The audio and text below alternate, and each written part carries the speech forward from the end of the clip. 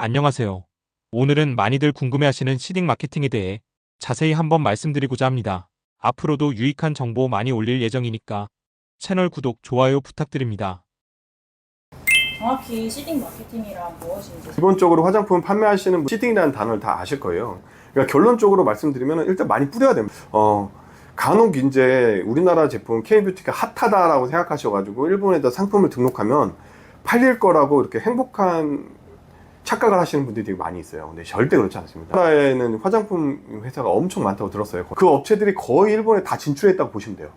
일본 사람들 중에 K뷰티를 모르는 사람도 많거든요. 그렇기 때문에 실제적으로 시딩은 되게 중요합니다. 많이 뿌려야 돼요. 그래서 대표적인 게 인스타죠. 인스타를 많이 뿌려야 되고, 그 다음에 뭐 에코스메 립스도 좀 추가적으로 뿌리면 되고, 뭐 아메바라든지 뭐 이런 플랫폼 자체에 다양하게 뿌리는 게 좋아요. 실제로 일본에서 성공한 많은 업체들을 보면요, 생각을 넘어선 만큼 뿌려요. 그래서 제가 시딩을 안 한다라고 생각하면 일본에서 사실은 판매가 쉽진 않다라는 생각을 갖고 접근하시는 게 좋습니다.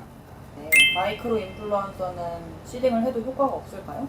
뿌려가지고 검색이 좀 나와줘야 됩니다. 그러니까 시딩의 효과는 사실은 홍보에 대한 효과보다는 이 제품이 신뢰가 있다는 신뢰감을 주는 효과라고 좀 생각이 좀 들거든요. 예를 들어서 유튜버 같은 것을 통해서 이 제품이 유명하다는 얘기를 들었을 때는 뭘 할까요? 일본 사람들이 당연히 그 제품에 대해서 찾아보겠죠. 근데 찾아봤을 때 이 제품을 진짜 쓰는 애가 많네 라는 얘기가 나와야지 구매가 일어납니다. 외국인들한테는 외국 제품이에요. 이거는 최대한 신뢰를 줘야 되기 때문에 많이 뿌리는 게 좀 중요합니다. 먼저 꼭 해야 될 작업이 좀 있어요. 회사 공식 계정을 만드셔야 됩니다. 근데 일본 사람들은 되게 중요한 것 중 하나가 이 공식이라는 단어를 되게 좋아해요.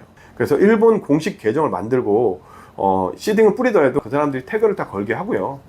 공식 계정을 통해서 링크를 걸어놓고 제품 판매를 윤도하든지, 이런 기본적인 작업은 하셔야 돼요. 그냥 뿌리기만 하신다 그러면 구매 전환율이 떨어질 수밖에 없습니다. 판매량이 좀 많다 싶으신 업체들은 공식 사이트를 하나 만드시는 것도 추천드립니다. 시딩한 인플루언서는 일본 현지에서 어떻게 찾을 수 있나요? 직접 찾는 방법이나 자기가 인스타를 통해서 일본어를 척해서 하시면 하는데 아마 답장이 많이 안 오실 거예요.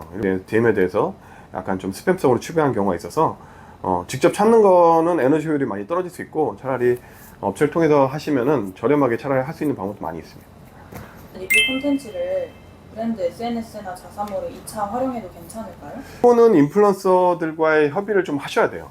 일반적으로 마이크로 인플루언서든지 유명하지 않은 인플루언서들은 뭐 민감하지 않은, 제일 요즘 많이 하는 게 누구의 픽 이렇게 많이 하잖아요. 그렇게 할 경우에는 실제로 그 인플루언서들과 2차 사용에 대한, 언제까지 사용을 해야 된다, 사용할 거다 라는 협약을 하고 돈을 주는 게 일반적인 거기고, 한 번에 몇 명 정도 시딩하는 게 일본 시장에서는 자연스러울까요? 일단 닫아 있어. 많이 하면 많이 할수록 좋고요.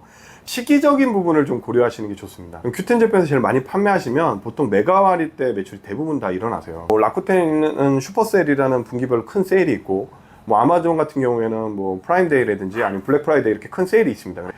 큐텐 제품에서 판매하는 대부분의 분들은 메가포 행사나 아니면 메가와리를 앞두고 시딩을 좀 많이 집중적으로 진행하세요. 그러니까 뭐 많이 하시는 분은 몇백 건씩 진행하시는데 보통 행사 기간 앞두고 하시는 거를 추천드리고요. 그래야지 매출에 좀 더 영향을 줍니다. 이 인플루언서들 시딩의 단가는 어느 정도로 보일까요? 단가는 사실은 시딩용 인플루언서냐, 그 다음에 좀 대형 인플루언서냐에 따라서 가격 차이가 천차만별이에요. 지금 우리나라 화장품 업체들이 일본에 진출을 진짜 많이 하면서 일본의 인플루언서들 단가가 엄청 많이 올라갔어요. 그래서 뭐 쉽게 유명한 인플루언서 단가들 피드 하나에 몇천만 원대부터 있고요.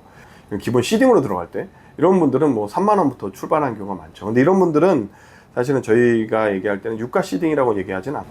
유가 시딩과 유가 시딩의 차이가 있을까요? 쉽게 얘기하면 유가 시딩은 돈을 주고 물건을 주고 해달라고 요청하는 경우, 무가 시딩은 보통 저희가 얘기하는 5만 원 이하를 무가 시딩이라고 얘기합니다.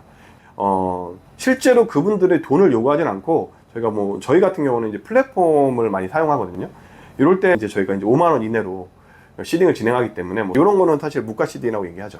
당연히 유가 시딩, 인플루언서들이 영향력은 있는데 그렇다고 해서 이분들만 진행하는 게 좋다고는 볼 수 없어요. 아까 제가 얘기했듯이 무가 시딩을 많이 깔아놓으면 검색에 대한 효과도 좀 있고요. 가끔씩 이런 무가 시딩이 많이 터집니다. 사례를 좀 말씀드리면 뭐 그냥 3만 원에 진행했던 무가 시딩인데 100만 뷰 이상이 터졌어요. 이런 경우가 종종 있어요. 그러다 보니까 사실 무가 시딩, 유가 시딩을 좀 섞어서 하는 경우가 좋고, 그럼 처음에는 무가 시딩을 막 뿌리는 게 사실 현실적으로 좀 좋습니다.